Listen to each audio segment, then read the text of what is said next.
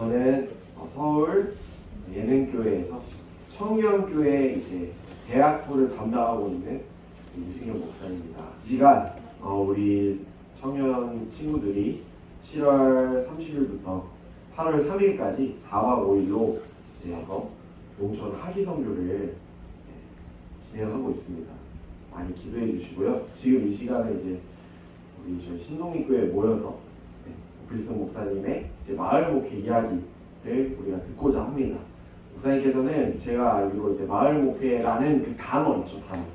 맞죠, 목사님? 네. 마을 목회라는 단어를 만드신 분이세요. 그러니까 시초예요, 시초. 그렇기 때문에 저도 학교에서 이제 공부할 때 마을 목회에 대해서 이제 들어왔고 선교에 대해서 이제 공부를 한 적이 있는데 직접적으로 그때는 많이 졸았거든요. 근데 오늘 이제 목사님이 하시는 그런 사역과 이런 것을 여러분들이 잘 듣고 또 신동희 교회를 위해서 또 목사님과 사모님을 위해서 함께 기도하는 시간을 또 이 신동리 마을에 대해서 또 마을 목회가 무엇인지에 대해서 여러분들 짧게나마 알아가는 시간을 가지면 좋겠습니다.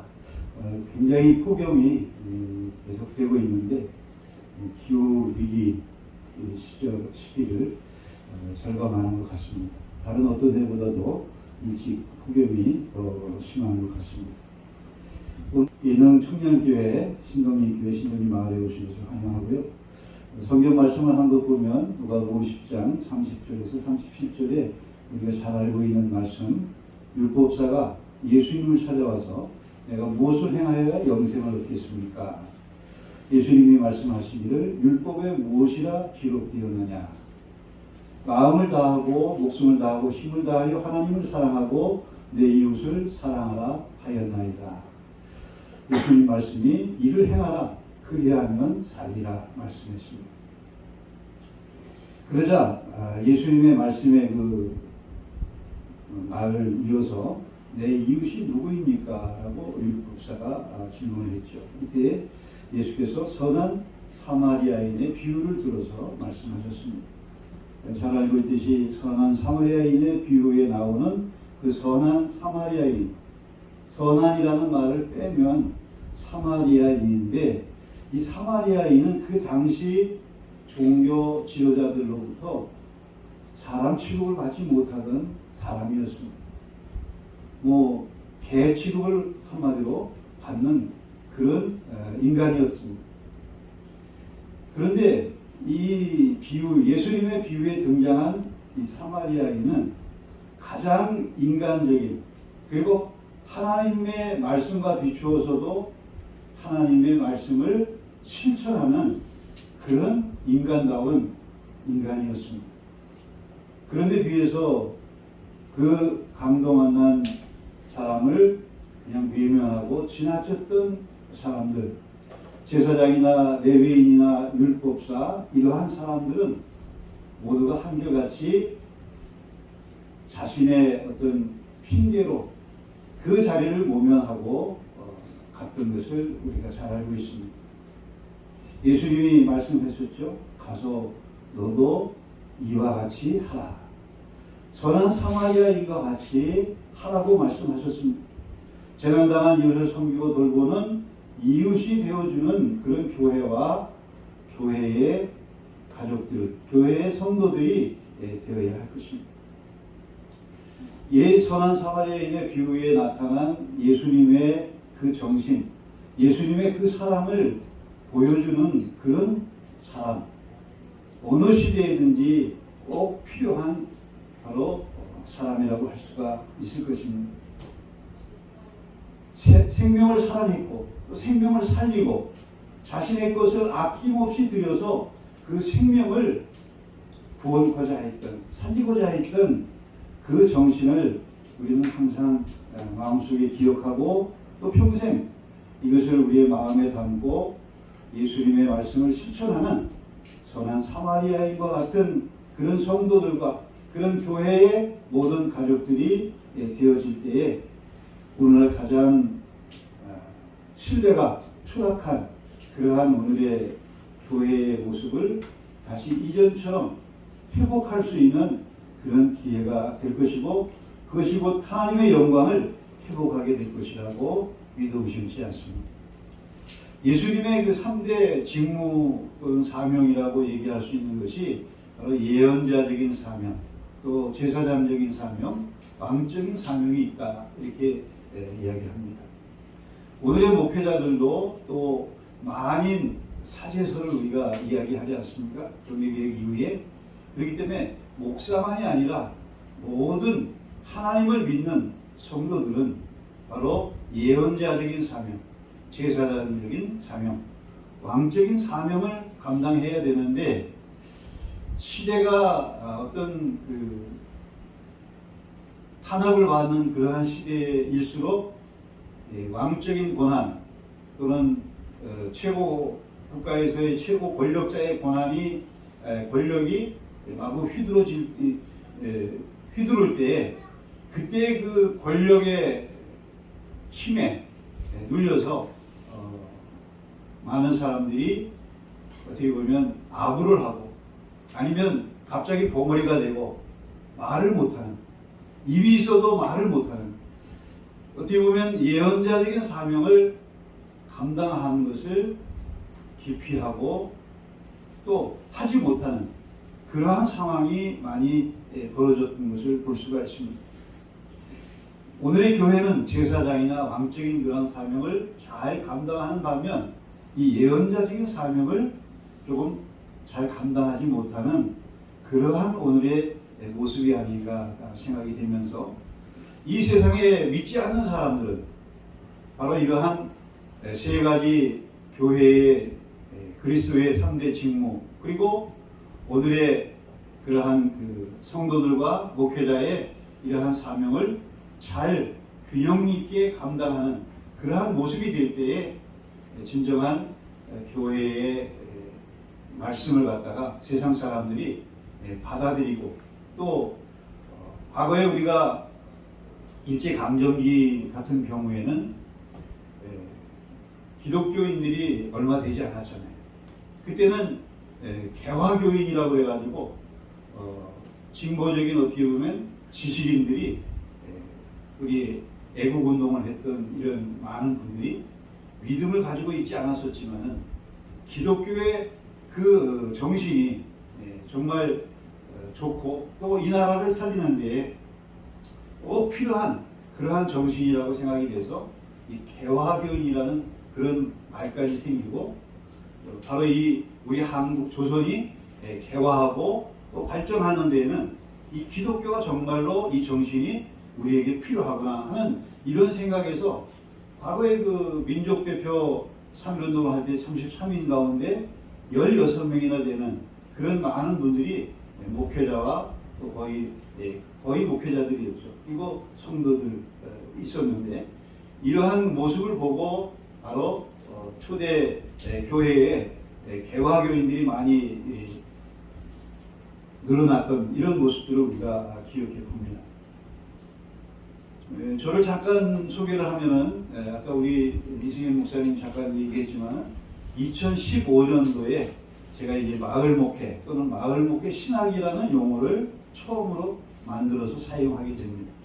그렇게 됐던 이유가 무언가 여러 가지 있지만 그건 조금 이따가 말씀을 드리기로 하고, 2015년에 제1회 마을 목회 이야기 한마당이라는 그것을 이제 기획을 제가 하게 됐는데, 그것을 기획할 때에 바로 이 마을 목회 신학이라는 용어를 만들어서, 장신대에 우리 한국일 교수님이라고 선교학 교수님이 계신데, 그 교수님에게 이 마을 목회 신학이라는 주제를 드려서 강의를 부탁을 드리게 됩니다. 그렇게 해서 이제 그 교수님도 처음으로 이 마을 목회 신학이라는 주제를 가지고서 강의를 하시는데, 사실은 이 용어는 2015년에 만들어졌지만은 마을 목회라는 그 현상은 우리나라 초대 선교사들도 마을 목회를 들어와서 시작하셨고, 또 우리나라에서 지금 해외로 선교를 나가 계신 많은, 정말 세계적으로 가장 많은 어떻게 보면 선교사들을 지금 파송하고 있는 나라가 우리 대한민국인데, 우리 한국에서 해외에 나가 있는 그 많은 선교사님들이 다 선교하는 그 모습이 마을 목회를 지금 하고 있다 하는 겁니다. 우리 다시 거슬러 올라가서 이 초대 선교사님들이 했던 것을 잠깐 생각해 보면 선교사님들이 들어와서 무엇을 했을까요? 병원을 짓는 일을 하고 또 학교를 짓는 일을 해서 그 학교를 통해서 이제 학생들을 가르치고 또 기독교의 그 정신을 갖다가 가르치는 그런 일들을 했던 것이죠. 그러니까 그 선교사님들이 그때 왜 그런 것들을 생각하고 했을까? 생각해 보면 우리나라에 지금 국적을 가지신 분들이 해외에 나가서 선교하시는 한국인 선교사님들을 생각해 보면 그 선교사님들이나 과거 우리나라에 들어왔던 외국의 선교사님들이나 거의 같은 생각을 하고 선교를 하고 있다는 얘기죠. 그것은 가장 중요한 게 뭐냐? 그 땅에서 과연 가장 필요로 하는 것이 무엇인가? 그 땅의 사람들이 필요로 하는 것이 무엇인가에 차단점을 두어서 선교를 시작했다는 거죠. 그러니까 가장 정말 한국에서 지금부터 130년 전쯤 가까이 거슬러 올라가면 그때는 뭐 고아들도 많았고 또 가난하게 사는 사람들도 많았고 부녀자들이 또 어떻게 보면 남녀 평등한 그런 사회라고 보기에는 너무나 거리가 먼 남아선호 사상이 아주 앞서 나갔던 우리나라 과거의 그 모습들 뭐 불과 한 20, 30년 전, 30, 40년 전만 해도 저희 아들도 지금 한 35, 딸이 34살 이런데 그때 제 어머니가 아들을 낳았다고 그럴 때 며느리가 첫 아들을 낳았다고 그럴 때 막 병원 그 앞에서 복도에서 푸쩍푸쩍 뛰시더라고요. 왜 뛰었겠어요?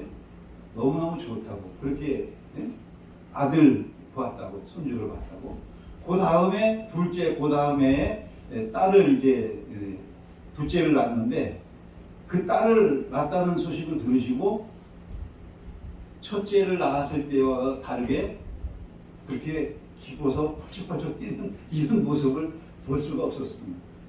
그건 뭐냐? 연세가 드시는 분들은 그만큼 손주를, 아들을, 그 집안에 말하자면 대를 이을 아들을 보는 것을 옛날 우리 선조들부터 계속해서 그런 정신이 이어왔기 때문에 저희 어머니도 같은 그런 거의 같은 생각으로 그렇게 손주를 보기를 더 원했고 둘째도 손주였다면 아마 펄쩍펄쩍 또 뛰셨을 거예요. 근데 그렇지 않거든요. 그러나 시간이 지나면서 지금은 이제 많이 달라졌죠. 아들이나 딸이나 건강하게 잘 낳아서 그 자녀들을 잘 키울 수 있도록 하는 것을 모두가 생각하는 시대가 되었습니다. 자, 선교사님들 얘기 또 선교회 할 때에 무엇에 차단을 해서 선교를 어떻게 시작을 할까 하는 거에 관심을 가졌던 거예요.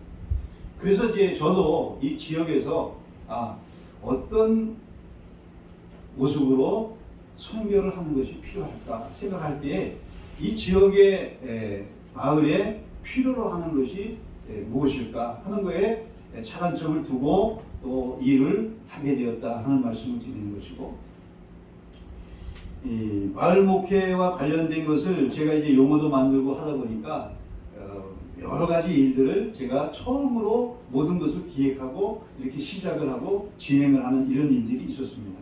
그래서 2022년에는 마을 목회 신학 국제 포럼을 우리가 한국에서 이 용어도 만들어주고 시작이 됐으니까 합시다. 이렇게 이제 교단에 제안을 해가지고 여러 목회자들에게, 그래서 이제 여러 단체가 모여서 이 마을 목회 신학 국제 포럼 서울을 이제 창립식을 갖고 또 여러 가지 그 마을 목회 아카데미라는 것을 이제 서울에 있는 연동교회에서 이제 아카데미를 진행을 하는 이런 일들도 진행을 했고요. 또 최근에는 6월에 마을 목회 신문을 인터넷 신문을 창간하는 그런 일에 발기인으로 제가 또 참여를 하게 됩니다. 제가 이제 그 마을 목회라는 용어가 만들어서 사용하게 됐는데 그 용어를 어떻게 해서 그걸 만들어서 사용하게 됐는가?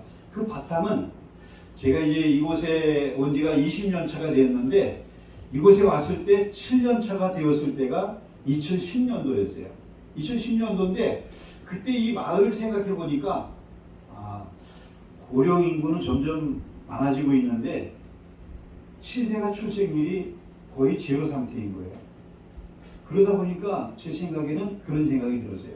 야, 이런 농촌 마을 앞으로 시간이 지나면 점점 갈수록 과소와 소멸 위기의 이런 농촌으로 바뀌어지게 되면 결국은 마을이 사라지는 위기에서 교회도 존재할 수 없는 그런 상황이 되는 거 아니에요?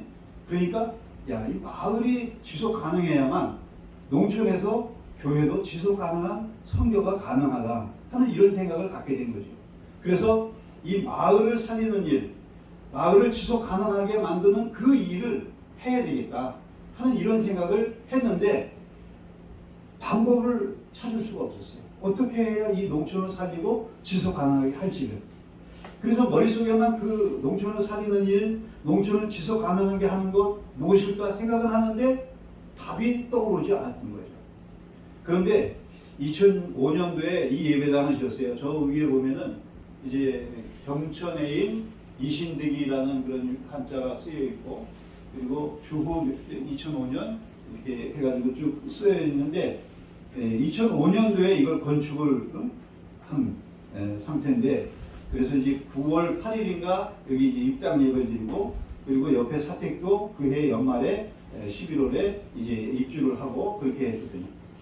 근데 건축을 하고 나니까 어떤 이야기가 들리냐면 요 바로 사택 위쪽으로 뒤쪽으로 이렇게 높은 산처럼 보이는데 그 위에가 논이에요. 900평 되는 논인데 이 신동리 교회를 원래 여기서 뒤로 한 200m쯤 후방에 조립식으로 되어진 한 7평 되는 조그만 기도처가 있었어요. 그렇게 만들어져 있을 때 제가 와서 그 다음에 여기를 이제 건축을 한 거거든요. 그랬는데 그 기도처가 모이던 집에 그 명예 집사님이 돌아가셨는데 그 살아계실 때죠. 그 명예 집사님이 최동일 명예 집사님인데 거기 가정에서부터 예배를 드리기 시작하게 된 거예요. 이 신동리 교회는. 그렇게 해서 시작됐는데 그 집사님이 소유하고 있는 요 위에 바로 논이었어요. 그런데 그 논을 동네에 다른 분이 벼농사를 짓다가 몇 년 짓다가 자기는 이제 못 짓겠다고 내놓게 됐어요. 그 이야기를 듣고 건축을 이제 사택이나 교회를 다 하고 나서 그 얘기가 들려지기 때문에 내가 농사를 한번 농촌에 왔으니까 지어보는 것도 좋겠다 이런 생각이 들어서 처음으로 이 벼농사를 흥미를 오리농법으로 농사를 지었던 거죠. 2006년부터 그렇게 해서 지금 2023년이 됐으니까 농부 몇 년 차죠? 지금 한 18년 됐나? 17년 됐나? 17년? 네, 그 정도 됐는데 어쨌든 그 농사를 그렇게 해서 2006년부터 그래서 농사를 조금 짓기 시작한 거죠. 그렇게 했는데 농사를 짓다 보니까 그냥 나는 배우지 않고 농사를 그냥 무턱대고 그냥 무식하면 용감하다고 그냥 지었는데 한 몇 년 짓다 보니까 이 농사를 어디서 가르쳐 주는 데가 있으면 알고 지면 좋겠다 이런 마음이 들었어요. 그래서 농사를 가르쳐 주는 데를 알아보니까 홍성에는 홍성군 농업기술센터라는 게 이 홍성 읍내에 있어요. 그리고 이제 가까이에 예산군이 있는데 예산군에는 충청남도에 도농업기술원이라는 곳이 있었습니다. 그런데 알아보니까 충청남도 농업기술원에서 귀농대학 1기를 모집하는 걸 보게 됐어요. 요즘 귀농하고자 하는 사람들은 이런 귀농대학이나 귀농교육을 100시간 이수하면 정부의 그 저리로다가 이렇게 대출해 주는 것을 한 3억까지 이렇게 창업자금으로 또 주택을 짓는 데에 또 주택을 사는 데에 매입자금으로 지원을 해 주거든요. 그렇게 하는데 어쨌든 100시간의 그 귀농교육을 제가 받게 됐죠. 근데 그 귀농교육을 받는 중에 전북 진안이라는 곳을 1박 2일로 견학을 가게 돼요. 한 교육생이 한 27명에서 30명 그 사이 이렇게 갔는데, 그때 간 곳이 전북 진안의 뿌리오페라는 곳을 가게 됐습니다. 근데 그곳이 뭐 하는 곳이냐 보니까 가서 설명을 쭉 들으니까 귀농 귀촌한 사람들, 진안군으로 귀농 귀촌한 사람들이 모인 단체예요. 뿌리오페라는 곳이. 근데 거기에서 누구를 보게 됐냐면 구자인 박사라고 하는, 일본에서 마을학을 박사학위를 받아가지고 하신 분인데, 이 진안군은 이 인구가 굉장히 적어요. 그리고 인구가 감소가 점차 막 되는 걸 보고 지자체에서 어떤 생각을 했냐면, 이런 농촌을 가만히 있어가지고는 농촌이, 마을이 더 빨리 사라지겠다. 인구가 많이 감소되고 더 과소화가 빨리 오고 또 더 빨리 이 말하자면 마을이 없어지는 그런 일들이 예측이 되니까, 이 진안군에서 자치단체에서 어떤 생각을 했냐면, 진안군의 농촌을 활력화시키는 그런 역할을 할 수 있는 농촌 활력화 센터를 만들어서 그 전문가를 거기에 배치해가지고 농촌을 좀 활성화하는 것을 해야 되겠다. 이렇게 해가지고 농촌 활력화 센터의 센터장을 그 마을학 박사인 구자인 박사를 계약직 공무원으로 채용을 한 거예요. 진안군에서. 그게 이제 우리나라에서는 제일 먼저 진안군에서 시작한 겁니다. 그래서 귀농 1번지라고 이 진안군을 얘기하고, 또 이 구자인 박사는 이제 일본에서 마을학을 공부했기 때문에 귀농 귀촌과 이 마을 만들기라고 하는 것은 굉장히 밀접한 관계가 있어요. 그래서 이 진안군은 마을 만들기와 또 귀농 귀촌에 있어서 1번지라고 하는 이런 이야기를 하게 됩니다. 그런데 바로 그러한 진안군을 견학을 간 거예요. 왜? 충청남도에서도 볼 때 진안군이 앞서서 그걸 잘하고 있으니까 이제 충청남도에 귀농 귀촌하는 사람들이 거기서 한번 돌아보고 뭔가 좀 배울 게 있겠다. 그리고 배워서 이 충청남도에 정착을 잘 할 수 있기를 바라는 그런 마음으로 거기를 견학을 간 거죠. 그런데 거기 갔다가 제가 농촌 살리기에 대한 답을 발견하게 됩니다. 그 답을 발견한 것은 뭐냐? 첫 번째가 바로 뿌리오페 활동하는 것을 보니까 그 활동하는 모습이, 이 사람들이 앞으로 계속해서 도시민들이 농촌으로 귀농 귀촌을 해야 농촌이 지속 가능하게 되겠다 하는 것을 이제 발견을 하게 된 거고요. 두 번째는 용감령 와룡마을이라는 곳을 들어가서 거기서 1박을 하게 됐는데, 낮에는 뭐 여러 마을들을 견학을 하고, 또 거기에 이제 마실길이라고 해가지고 이 둘레길을 만들어 놓은 데를 쭉 어느 구간을 이제 걸어보기도 하고, 이렇게 했다가 저녁에 이제 그 마을 들어갔는데, 그 마을에서 이제 저녁 식사를 준비해서 식당에서 식사를 하고 나니까 마을 주민 가운데 한 분이 나와서 특강을 한다는 거예요. 근데 그분의 소개하는 걸 들어보니까 직책이 뭔가 보니까 마을 만들기 추진위원장이라는 그런 직책을 가진 분이더라고요. 근데 제가 들었을 때는 그런 직책은 저는 처음 들어보는 직책이에요. 그런 직책이 있는지 몰랐었는데 거기서 처음으로 들어본 거예요. 그러니까 나는 마을 만들기에도 관심이 없었고, 전혀 2010년 거기를 이제 방문할 때, 그리고 그런 직책도 처음 들어보는데, 어쨌든 그 추진위원장의 이야기를 들어보니까 그 마을은 가구 수가 22가구밖에 안 돼요. 근데 굉장히 농가소득이 높은 마을이에요. 그리고 그 동네는 조원동네 영농조합이라는 영농조합이 만들어져 있고 주민들이 다 영농조합원이야.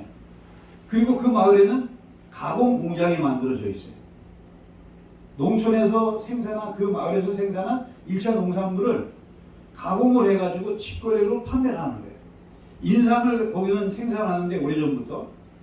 그런데 그 인삼을 가공공장에서 홍삼을 만들어가지고 직거래로 판매를 하고, 또 들깨나 참깨 농사를 져가지고 그 농사 지은 것을 기름을 짜가지고 마을의 방앗간에 이게 기름 짜는 기계를 이제 들여놓고 주민들이 그것을 또 하면서 일자리를 또 거기 만들어서 하게 되고, 동시에 주민들이 생산한 참깨나 들깨 같은 거를 기름을 짜서 그걸 도시민들한테 직거래로 또 판매하는 거예요. 그리고 들에 피는 뭐 산야초 같은 것들, 이런 것들도 꽃을 다 채취해가지고 그걸 또 효소를 만들어가지고 그것도 또 판매를 한다. 그러니까 그 마을의 이야기 들어보니까 한마디로 1차 농산물을 가공해서 할 수 있는 것들은 가공해서 그것을 직거래로 판다는 거죠. 그러니까 우리가 일반적으로 우리가 생각할 때도 1차 농산물을 그냥 그동안은 우리 농촌은 계속해서 그렇게 팔아왔거든요. 농촌에서 마을에서 직접 가공 공장 만들어서 그것을 가공해서 직거래로 판매하는 것은 별로 하지를 못했어요. 그런데 그런 6차 산업화를 이룬 마을들의 이야기를 들어보면 하나같이 성공한 마을들은 그런 것을 통해 가지고 농가 소득이 높은 그런 마을을 이루고 일자리가 또 만들어지고 그러면서 그런 마을로 이제 귀농 귀촌 시대에 귀농이나 귀촌하고자 하는 사람들이 줄을 이어서 있게 된다는 거죠. 그리고 그 마을은 굉장히 전원 마을로서 아름다운 그런 농촌 마을이었어요. 마치 도시 근교의 전원 주택 단지 같이 그렇게 아름다우면서 그리고 농가 소득이 높으면서 그런 마을을 이루고 있기 때문에 그 이야기를 듣고 그 마을을 돌아보면서 저의 마음의 생각은 이거구나. 앞으로의 농촌은 결국은 1차 농산물을 생산하고 그걸 그냥 팔아가지고는 소득이 얼마 안 되니까 그것을 최대한 가공해서 판매할 수 있는 것들을 그런 시스템을 농촌 마을에 만들어서 그 마을이 잘 살 수 있는 그런 마을을 만들어가는 것이 앞으로의 농촌이 지속 가능한 농촌이 되고 그런 마을로 귀농 귀촌인들이 들어오게 되고 그래서 이제 마을 만들기와 이 귀농 귀촌이 밀접한 그런 관계가 있어서 이 귀농대학을 수료할 때 자기 계획을 써내라고 그러더라고요. 그래서 거기 참여했던 분들 가운데 수료할 때는 한 25명 정도, 한 30명, 32명이 모였었는데 한 7명 정도는 이제 탈락을 하고 그동안 뭐 바쁜 일로 인해 가지고 또 못 나오고 그러다 보니까 예, 수료한 사람은 한 25명 정도가 됐는데 그때 저는 4가지 계획을 세웠습니다. 다른 분들은 농촌에 귀농해가지고 어떻게 농사를 짓고 어떻게 살겠다. 또 뭐 귀촌해가지고 어떻게 살겠다. 이렇게 계획했지만은 저는 농촌교회 목사로서 제 머릿속에 이 농촌이 어떻게 하면 지속 가능하게 하고 농촌을 살리는 그런 일이 될 수 있도록 해야 또 지속 가능한 선교가 가능하겠다고 생각했기 때문에 저는 4가지 계획을 세웠는데 첫 번째가 살기 좋은 마을을 만들고 소득이 있는 마을을 만들겠다. 두 번째가 진안군의 뿌리오표와 같은 단체를 이 홍성군에 없었기 때문에 이 홍성군에도 귀농인 단체를 만들어서 그분들이 한 역할이 중요하더라고요. 그래야 그 뒤에 귀농 귀촌 한 사람들이 그분들의 모습을 보고 뒤이어서 이 홍성군으로 귀농 귀촌을 하게 되는 그런 역할을 하는 것을 보고 그 단체를 제가 제안해서 만들게 되고 또 세 번째는 체험 농장과 체험 마을을 만들어야 되겠다. 그런 생각을 했습니다. 이 농촌이 어떤 그 농사만 짓는 그동안의 어떤 그런 모습으로 지속되는 것이 아니라 앞으로는 도시민들이 도시의 또 학생들이나 청년들 또 어린아이들이 이 도시에서 농촌으로 수학여행을 반별로 올 수 있는 그런 앞으로의 시대를 만들어가는 그런 농촌을 만들어야 되겠다. 그런 생각을 했고요. 네 번째는 마을 박물관. 우리 마을만이 가지고 있는 역사와 문화와 전통 이런 것들을 담은 소박한 마을 박물관을 만들어야 되겠다 하는 이 4가지 계획을 세워서 하게 됐는데 그게 2010년 8월에 수료하면서 가졌던 계획이었어요. 그걸 끊임없이 생각하면서 그 이후에 그 4가지를 어떻게 하면 할 수 있을까?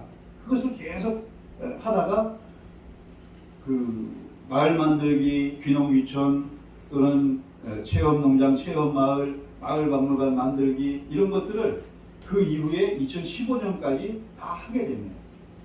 그것들을 이제 하게 되면서 그 결과로서 이 마을 목회 신학이라는 용어가 만들어지게 됐고요. 또 얼마 전에는 이제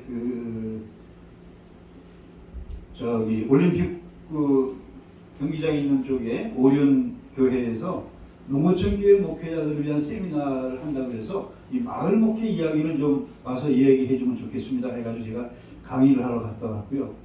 또 우리 촉통합 측의 경남노회 창원의 마산의 성원교회에서 이 마을 목회 이야기 한마당 세미나를 해서 제가 이제 다녀왔고요. 얼마 전에는 5월 20일에 또 서울신학대학의 신대원 농촌 목회학 마을을 변화시키는 목회 이런 주제로 좀 강의를 좀 해달라 해서 갔다 오기도 했습니다. 최근에 이제 그 마을 목회 신문을 창간을 6월 19일 날 연동교회에서 했고요. 그리고 마을 목회라는 용어로다가 마을 목회 신학과 실천이라는 책을 2017년에 9월에 온누리교회에서 이제 총회가 102회 총회가 모였었는데 그때 제가 이 책을 한 1000권을 찍어가지고 총대들한테 나눠드렸습니다. 마을 목회에 대한 것을 좀 알리기 위해서. 그 다음 해에 2018년이죠. 2018년에 감리교회 유성준 교수님이 서번트 리더십 훈련원을 운영하고 계신데 거기서 이제 강의를 해달라고 해서 제가 마을 목회를 강의를 했는데 그 강의했던 내용을 이 한국교회 희망은 있는가 하는 거기에 이제 책을 좀 내는데 그걸 좀 실어도 되겠냐 해서 거기 이제 실렸습니다. 또 마을 목회 관련해서 행복한 마을 만들기 이론과 실제라고 하는 것을 우리 교단의 그 총회장을 지내신 최영남 이사장 해피코리아 연구원을 하고 계시고 한데 우리 총회 한국교회 연구원에 과거에 이제 일도 하셨고 했는데 책을 내는데 행복한 마을을 만드는 그 쪽에서 이 마을 목회 부분에 대한 것을 좀 글을 좀 써달라 해가지고 제가 내서 부분적으로 실렸고요. 또 기독교 한국침례교회 농촌선교회에서 2022년에 5월에 펴내는 책에도 제가 한 5년 전에 강의를 하러 침례교 쪽에서 불러서 갔다 왔는데 거기에서도 그 책을 좀 최근에 내니까 이걸 좀 실어도 되겠습니까 해가지고 제가 좀 업그레이드 해가지고 글을 줘서 여기도 좀 실리기도 했습니다. 자, 잠시 또 다른 말씀을 좀 드리면 최근에 기은실에서 가장 호감이 가는 종교 하는 것을 이제 물었습니다. 그랬더니 이게 이제 나온 거예요. 24.7%가 가톨릭, 불교가 23.4%, 기독교가 16.2%. 또 한국교회 신뢰도 조사를 했는데 신뢰를 매우 신뢰한다가 2.7%, 약간 신뢰한다가 18.3%, 별로 신뢰하지 않는다가 45.3%, 전혀 신뢰하지 않는다가 28.7%가 되었어요. 그래서 신뢰와 신뢰하지 않는다를 이렇게 나눠보면 21%와 74%가 이렇게 되고 있습니다. 이것은 한마디로 한국교회가 얼마나 그 신뢰도가 추락되었는가 하는 것을 우리가 알고 있고 우리 교회를 다니고 있는 청년 세대, 기성세대들은 이 원인이 무엇인가를 대부분 다 어렴풋이 아마 다 알고 있을 것이라고 생각이 됩니다. 이 기독교의 한마디로 위기라고 얘기할 수 있는 그런 시대이라고 할 수 있죠. 그런데 우리 기독교가 스스로 이 자정 능력을 발휘하면 그래도 괜찮은데 이 자정 능력을 지금 발휘하는 것을 하지 못하고 있다. 그렇기 때문에 더 큰 위기를 지금 맞고 있는 것이다 라고 할 수가 있습니다. 이 기독교는 우리 잘 알다시피 가톨릭 교회에 비해서 이 기독교는 다 이렇게 교단이 많이 나누어져 있고 분파가 너무 심하다 보니까 이게 통제가 안 되고 자기 멋대로 말하자면 교단도 목회자들도 개별적으로 그렇게 개인주의적인 성향이 강하게 개교주의적인 그런 것들이 강하게 되다 보니까 통제가 안 되고 어떤 지도력이 발휘가 안 되는 그런 상황이 되다 보니까 이 기독교의 신뢰가 한없이 추락한 그러한 모습을 보이고 있다. 그런데 이제 기독교의 이러한 위기를 극복하고 타개할 수 있는 것이 무엇인가 물을 때 생각할 때 저는 이 마을 목회를 통해서 할 수가 있다. 저는 그렇게 생각을 합니다. 이 마을 목회의 본질적인 목은 뭐냐?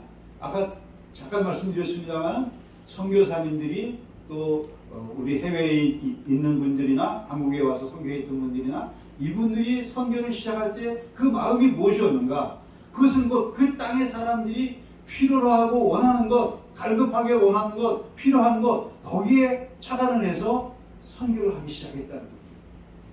학교를 세우고 의료 선교를 하고 정말 우리나라의 그 어떻게 보면 그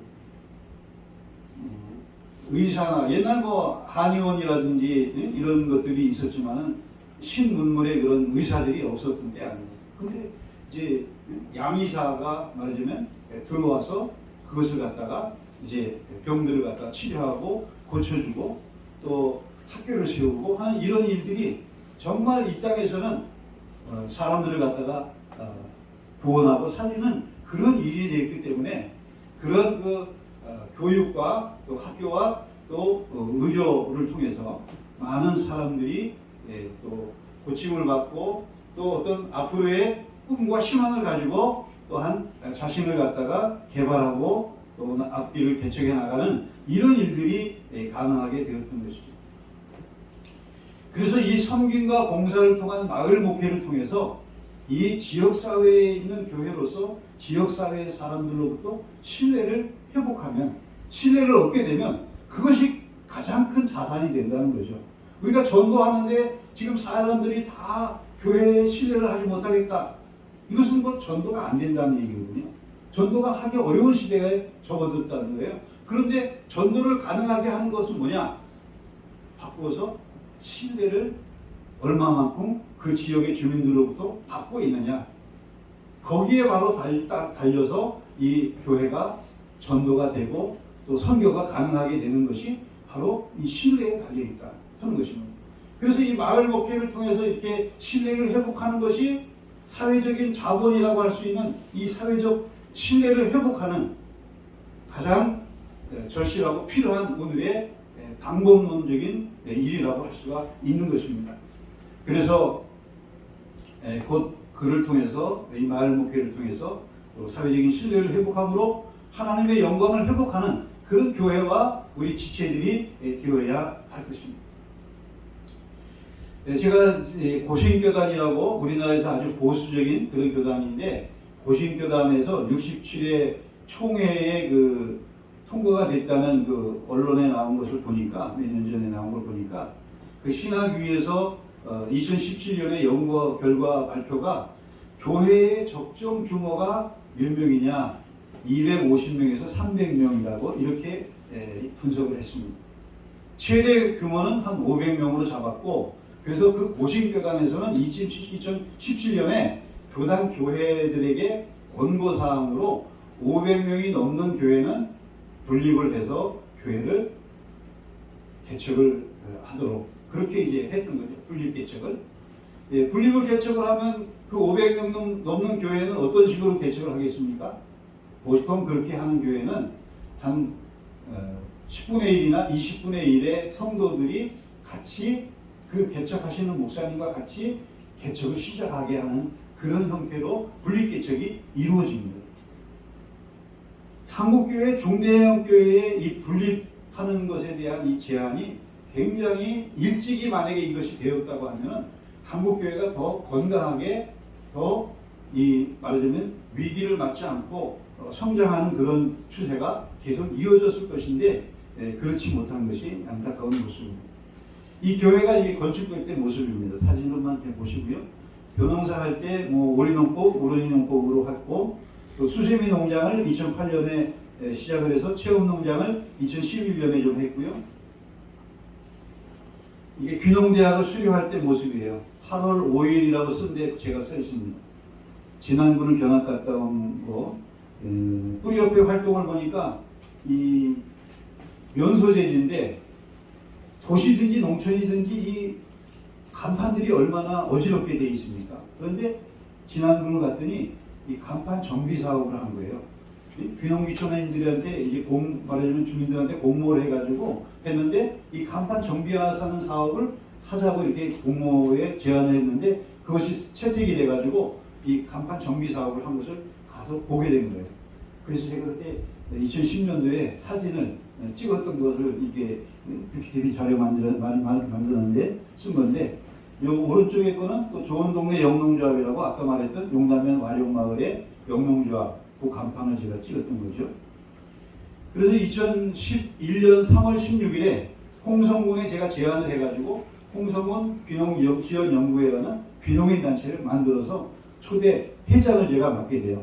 그리고 2대째는 귀농귀촌 지원센터를 만들어서 그 또 센터장을 사무국장을 맡게 되고 3대째 다시 이제 비농인단체 회장을 맡게 되고 그리고 이제 살기 좋은 마을 만들기를 제가 하자고 이 저수지 여기 홍동 저수지거든요. 홍동 저수지를 끼고 있는 4개 마을이 있는데 우리는 신동리 저 건너편에는 지정 1리, 지정 2리, 도산 2리가 있어요. 그 4개 마을의 이장님들한테 제가 제안을 해요. 한 분 한 분 찾아가서 이장님 우리가 같이 이 저수지를 끼고 있는 마을을 살기 좋은 마을을 한번 만들어 보시면 어떨까요? 요 아래 마을은 문당리라고 해가지고 문당 환경농업회관도 잘 지어져 있고 오리농법을 우리나라에서 최초로 시작한 곳이에요. 유기농을 말하자면 이 홍성군에 확산하는 데에 가장 거기가 선두주자로 농촌의 지도자가 있는데 주형로 대표라고 하는 분이 계신데 이분이 풀무농업고등기술학교 출신인데 그분이 일본에서 오리농법을 배워가지고 와서 유기농으로 이런 오리농법으로 해가지고 농사를 지면은 좋겠다. 그러면 일반 관행농으로 농약을 치면서 하는 그런 농사보다는 조금 값이 좋게 이 유기농은 팔리잖아요. 그렇게 해서 이제 시작된 곳이 문당리인데 그 마을을 뭐 홍성에서 모르는 사람이 없죠. 그러니까 그런 마을처럼 우리 마을도 뭔가 단합을 해가지고 그 저수지 끼고 있는 4개 마을을 살기 좋은 마을을 만들어 봅시다 얘기했더니 이장님들이 반대하는 분 없고 다 같이 함께 하겠다는 거예요. 그러면 우리 마을회관에 오셔서 이런 프로그램을 제가 준비를 했으니까 살기 좋은 마을 만들기 사례 발표 및 주민 토론회 이런 주제로다가 2분의 강사를 초청해서 이제 그 강의를 듣고 또 같이 이야기 나누는 시간을 갖죠. 그래서 마을 대표들, 임원들 몇 분들 오셔서 같이 합시다 하니까 다들 오셨어요. 4개 마을에서 다 모였죠. 신동리에서는 좀 더 사람들이 더 모였고요. 그렇게 프로그램을 하면서 요 마지막 3번째 주에 장곡 저수지권 농촌체험 관광단지 개발 계획안에 대한 것을 제가 발제를 하게 됩니다.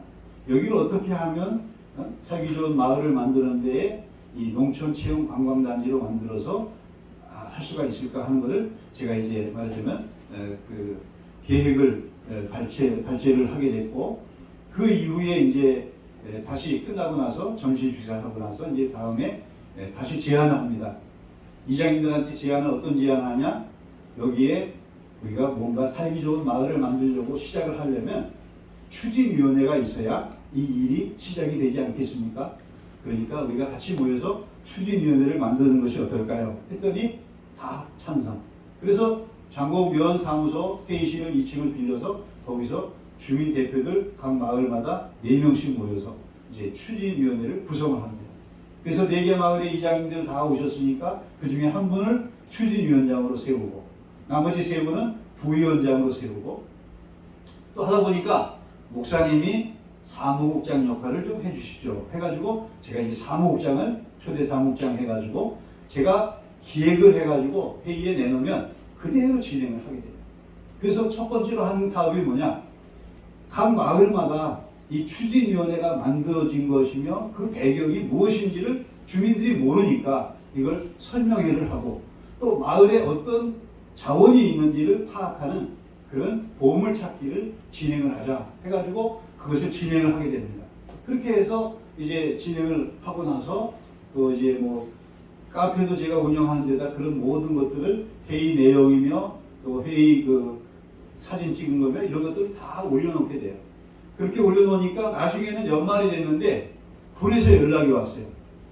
여기에 그 농촌마을 종합개발 사업이라는 것이 있는데 이것을 조금 사업 설명회를 추진위원들한테 하면 좋겠다. 그래서 그럽시다. 그래서 이제 장곡면사무소 회의실을 빌려가지고 거기서 추진위원들이 모여서 그 사업 설명회를 듣게 됩니다.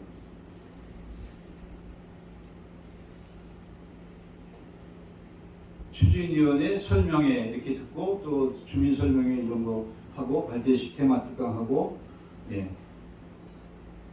그래서 이제 마침내 그 내용이 농림부에서 최종 사업이 이제 말하자면 통과가 돼야 되는데 그 농림부에서 그 온해권역 사업으로 42억 8천만 원의 예산이 세워지게 됩니다. 그래서 여기 4개 마을에 살기 좋은 마을을 만드는 데 기본이 될 수 있는 그런 마을 만들기 사업이 집행이 2012년부터 6년 동안 이렇게 진행이 되게 된 것이고, 그 가운데 하나의 일환으로 우리 신동리 다목적 회관, 우리 여자 청년들이 잔 그 건물, 그 건물이 이제 그때 다목적 회관이 이 온해입번역 사업으로 건축이 진행이 되는데, 이 센터는 도산 2리에 한 2, 3억 정도 들여가지고 이제 거기 건물을 지었는데, 우리 이쪽의 건물은 이 마을의 주민들이 땅을 준비를 해야만 이 건축을 할 수가 있어요. 그래서 제가 이제 마을 주민들한테 제안을 했죠. 그 제안을 어떤 제안을 했냐면, 우리 마을 주민들이 그 당시에는 한 70가구가 됐어요. 2010 한 1년도 이때 되니까. 그랬는데 그 중에 한 60가구 정도는 이 마을 발전 분담금이라는 것을 우리가 모은다고 하면은 낼 수 있겠다. 저는 그렇게 생각이 들었어요. 그래서 제가 제안하기를 마을 발전 분담금이라는 것을 가구당 한 30만 원씩만 내면 60가정이 되면 3, 68, 1,800만 원이 모아지고, 마을이 가지고 있는 또 기금이 조금 저축해 놓은 것이 있으니까 거기서 얼마 정도 이렇게 보태고, 또 여기 마을 출신들로서 이렇게 출향 인사들이 좀 있는데 이런 좋은 뜻에 이야기를 하면 또 동참할 사람도 있을 거다 해가지고 했더니, 그렇게 이제 외부에 나가 있는 사람들이 한 1,000만 원을 이제 말하자면 마을 발전 기금으로 내줬어요. 그리고 나머지는 이 마을에서 또 마련을 해가지고 한 3,800만 원이 모아져서 땅을 380평을 구입을 해서 설계가 들어가고 건축을 하게 돼요. 이런 일이 있게 되었던 것이죠. 그 마을 회관 그 앞에 보면 그래서 그 기념비를 하나 세워놨죠. 돌에다가 이름도 다 새기고 그렇게 했던 거죠. 자, 지금 이제 시간이 거의 되어 갔기 때문에 다 생략하고요.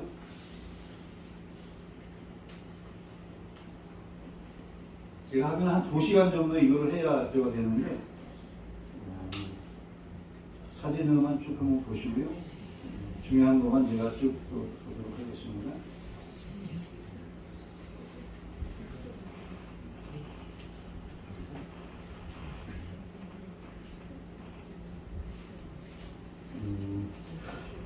이제 저희가 교회에서 마을 목회 연구소라는 것을 만들어서 이 마을 목회자 학교를 그동안에 했어요.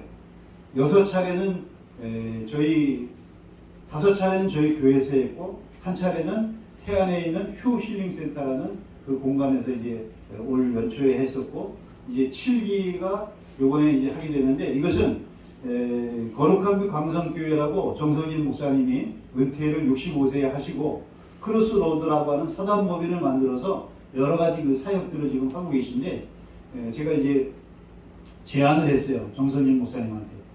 이 마을 목회자 학교, 마을 목회를 굉장히 또 아주 지금 적극적으로 좀 후원을 하고 있기 때문에 이것을 좀 크로스로드와 마을 목회 연구소가 같이 좀 이번에 진행을 하면 좋겠습니다. 해서 했더니 그렇게 하자 해가지고 이번에 7기 마을 목회자 학교를 일산 에 있는 크로스로드에서 이제 진행을 이번에 하게 됩니다.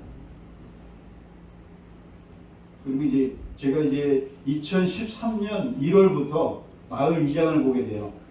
그러니까 아까 2011년, 12년 이때 이제 마을 만들기를 막 하는 거를 이제 컨설팅 회사가 와가지고 이렇게 같이 참여해가지고 이렇게 진행을 해가지고 42억 8천만 원의 예산이 세워졌기 때문에 그걸 이제 계획을 세워가지고 진행을 하는데, 그걸 하다 보니까 우리 마을 분들이 신동희 교회 목사님이 우리 마을에서 처음 그 살기 좋은 마을 만들기 사례 발표문 주민 토론회도 하고 또 이런 사업을 갖다가 위치가 된 것이 이 신동희 교회 오필순 목사님이 이것을 역할을 중요하게 했기 때문에 이렇게 되어진 거다. 그걸 알고 있기 때문에 우리 마을의 신동리 주민 가운데 유력한 인사가 저한테 2012년 말에 저를 찾아와요. 마을 주민이. 그래서 이야기를 하는데, 목사님이 이렇게 마을 만들기도 하시고 하는데 이 우리 마을의 발전을 위해서 마을의 이장을 좀 맡아주시면 고맙겠습니다. 이렇게 얘기를 합니다. 강곡하게 이제 부탁을 하는데, 제가 이제 그 전에 어떤 이야기를 또 우리 성도님들한테 들었냐면, 목사님이 좀 마을에 이장을 좀 해주시면 좋겠다 하는 이야기를 여러분한테 이야기 드렸어요.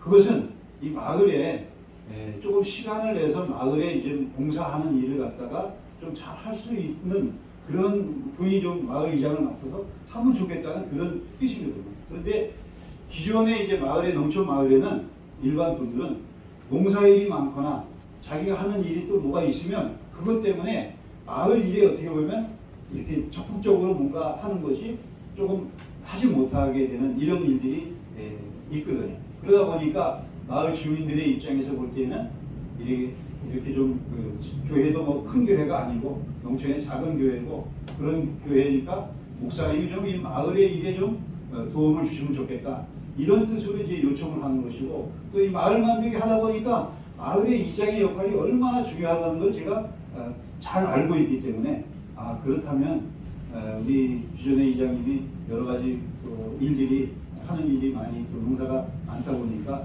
어려우니까 내가 그러면 마을 주민들이 또 이렇게 요청을 하고 성도들도 요청하시니까 내가 이 일을 좀 맡아서 하는 것도 이 마을을 잘 살기 좋은 마을을 만드는 일에 중요하게 또 역할을 할 수 있겠다 해가지고 수락을 하게 돼서 2012년 말 마을 총회 때 이제 이장으로 선출이 돼서 2013년 1월 1일부터 작년 1월 중순까지 9년 동안 마을 이장을 보게 됩니다. 장기 집권을 하는 거죠.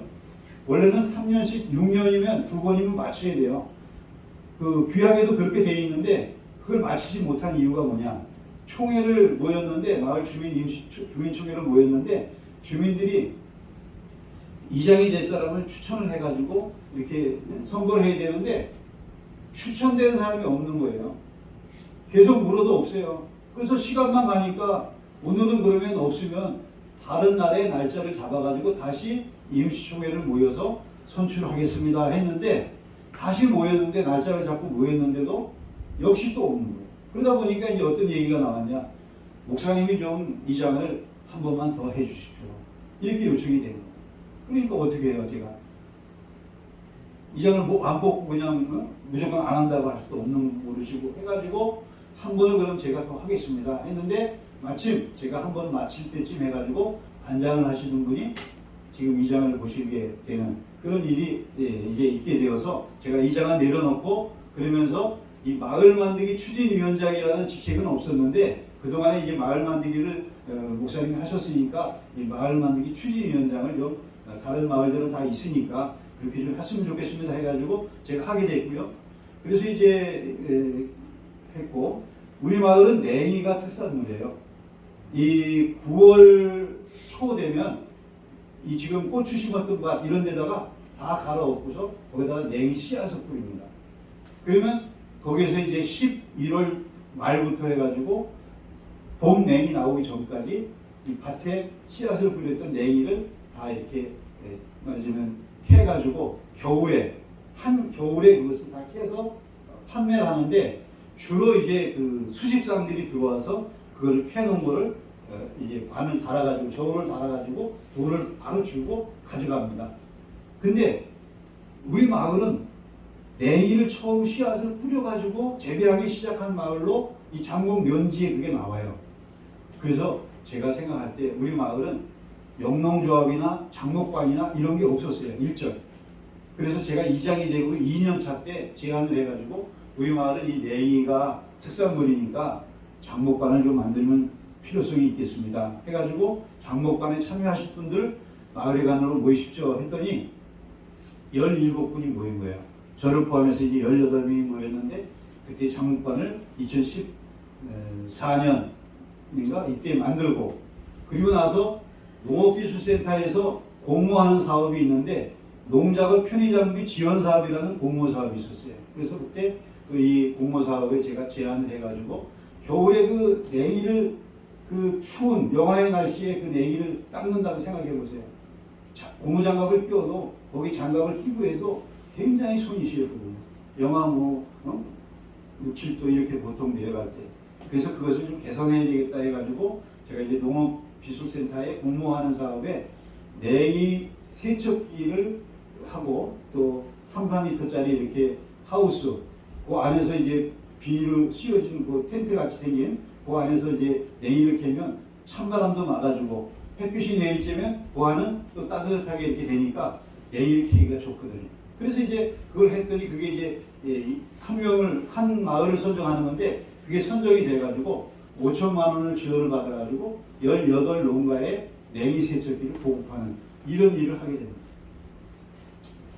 또 주민 정보화 교육을 신청을 해가지고 4차례 진행을 했고 한글교실, 체조교실, 고추시설 하우스 뭐 이런 것들 이제 참여하게 하고 마을기업 교육 참가도 하고 선진마을 경화 또 마을박물관도 이렇게 공모하는 사업에 제가 마을박물관 아까 계획했잖아요.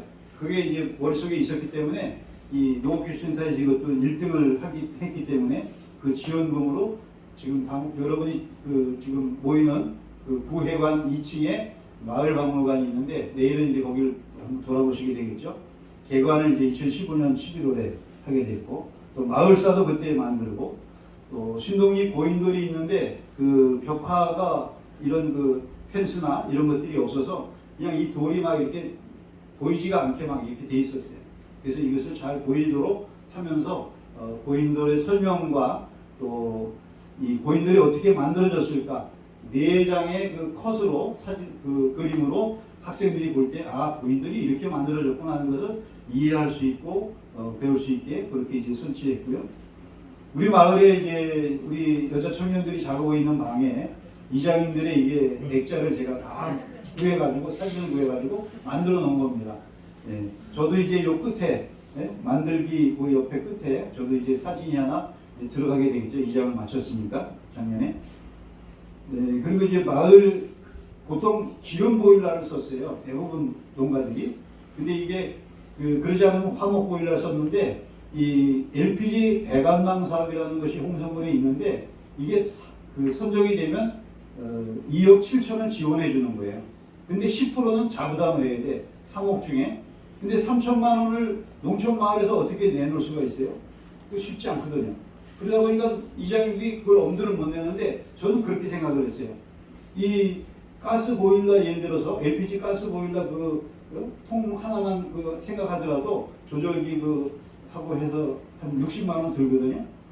50만 원에 60만 원 드는데 가정에서 그것만 사면 이 가스 보일러, LPG 가스 보일러를 쓸 수 있게 배관이며 모든 걸 다 분해서 지원해 주는 거니까 이것을 우리가 못할 이유가 없습니다. 또 경유를 기름 보일러를 떼는 것보다 연료비가 15% 내지 20%가 줄어든다고 하니까 이것을 모두가 하는 것이 아주 유익할 겁니다 해서 설명을 했더니 주민들이 찬성을 하는 거예요. 이것이 이제 40가정 이상이 돼야 이것을 신청할 수가 있는데 한 50가정은 제가 신청을 받아가지고 신청을 냈더니 선정이 돼가지고 유일하게 홍성군이 이제 군에서 선정이 돼서 신동리 마을에 일찍이 그것이 됐고요. 또 암벽체험장을 만든 것도 이 다목적 회관을 지을 때 농촌마을은 아까 말씀드렸잖아요. 3번째 제가 귀농대학 수료할 때 체험농장, 체험마을을 만들겠다.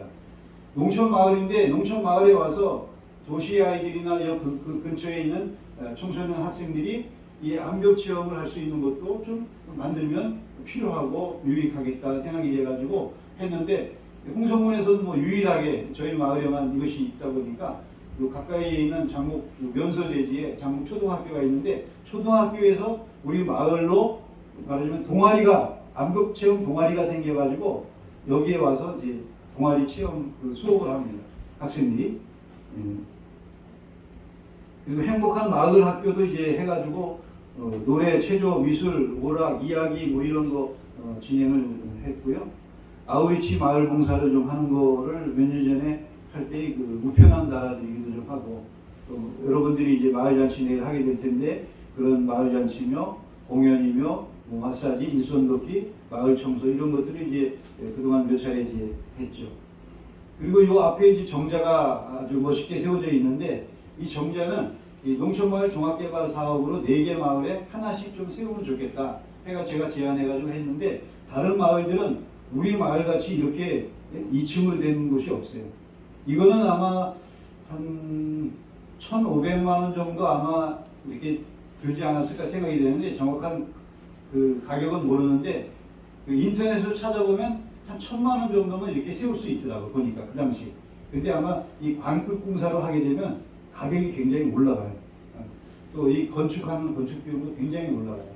근데 이제 어쨌든 그렇게 했는데 다른 마을에 비해서 제일 마지막에 우리 마을은 이걸 정자를 세웠는데 못한다고 하다가 예산이 부족해서 못한다고 하다가 할 수 있겠다 해가지고 했는데 어쨌든 해서 제일 멋있게 정자가 만들어졌고 또 제 친구 가운데 이 고전번역연구원이라고 구기동에 번역연구원이 있다가 지금 저쪽 어디에 넘어가서 지금 장소가 옮겼더라고요. 그런데 거기 이제 소장이 있는데 그 중학교 때부터 친구예요. 그래서 그 서정문 박사한테 여기 이제 정자를 짓는데 이 정자에 이름을 한번 지어달라. 제가 부탁을 해가지고 그 이름을 희우정이라고 이렇게 이름을 지었는데 비가 오는 것을 기뻐하는 정자라는 그런 뜻이에요. 또 신동리 전인건강 행복마을 만들기 이런 것들을 2019년에 전문가 교수님을 모시고 했고요. 앞으로 이것이 이제 마을이 나아갈 하나의 꿈과 방향이라고 할 수가 있어요. 농촌 마을을 주민들을 건강하고 행복한 마을을 만드는 것 그것이 이제 계획이고 꿈이고 또 우리 마을에는 마을 부지를 한 320평을 마련해 놓은 것이 또 있어요. 그래서 이제 제 꿈은 이런 한 100평 정도의 실내 다목적 체육관을 지어서 전촌으로다가 사계절 주민들이 거기서 다양한 동아리 활동도 하고 체육 활동이면 뭐 여러 가지 활동도 하고 문화 활동이고 또 주변에 있는 뭐 유치원이라든지 또 여러 기관이라든지 뭐 기업체라든지 이 농촌 마을에 와서 이렇게 체육 행사나 무슨 연수 행사나 프로그램이나 이런 것들을 여기서 할 수 있도록 해서 거기서 나는 대관료를 가지고 마을 주민들의 식사를 점심 한 끼라도 마을 주민들을 어르신들을 대접할 수 있는 그런 마을을 좀 만드는 거. 지금 이제 농촌 마을은 지금 혼자 계신 분들이 독거노인이 한 3분의 1은 되거든요. 그러니까 앞으로 점점 더 늘어난다고요. 그러니까 그런 부분에 대한 것을 좀 이것을 마을 스스로 해결하기 위해서는 이런 것들이 뭔가 마을의 수익원이 좀 되는 것이 있어야 되는데 저는 그것을 이제 마을 주민과 또 마을의 그러한 건축물이 세워져서 그것을 활용하는 것이 주민들을 위해서나 또는 어떤 수익을 위한 그런 사업으로서 필요하고 또 가능성이 있다. 그렇게 이제 보여지기 때문에 그렇게 하는 것이고 또 저수지에 이제 둘레길을 만드는 것. 여기 이제 저수지 제가 사진을 찍은 거예요. 여기 둘레길을 만드는데 이렇게 팔자로다가 이렇게 만들 수도 있고 중간에 다리를 하나 놔가지고 하면은 작게도 돌고 또 크게도 돌 수 있는 한 4km 정도 남짓 되거든요. 전체 크게 돌면 그 남짓 운동하는데 조금 힘들면 절반 정도만 돌 수 있겠죠. 그렇게 해서 하는 것이 꿈이고 제가 이제 마을목회 TV라는 것을 유튜브를 작년 4월에 배우기 시작해가지고 이것도 어떻게 하게 됐냐면 마을 주민들의 뭔가 우리 마을의 어떤 자원도 소개하고 하는 것을 유튜브를 이렇게 같이 우리가 배워가지고 하면 좋지 않을까 해가지고 했는데 5명 이상이 모이면 이 흥성구에서 마을만들기 협의 지원센터에서 한 200만 원을 지원해 주는 거예요. 1회차 강의 때 그걸 만들고 그리고 나서 동영상을 찍어보라고 그러더라고요. 우리 선생님이. 그래가지고 참여한 사람이 이제 저희 집사람하고 저하고 4가정이 참여를 했거든요.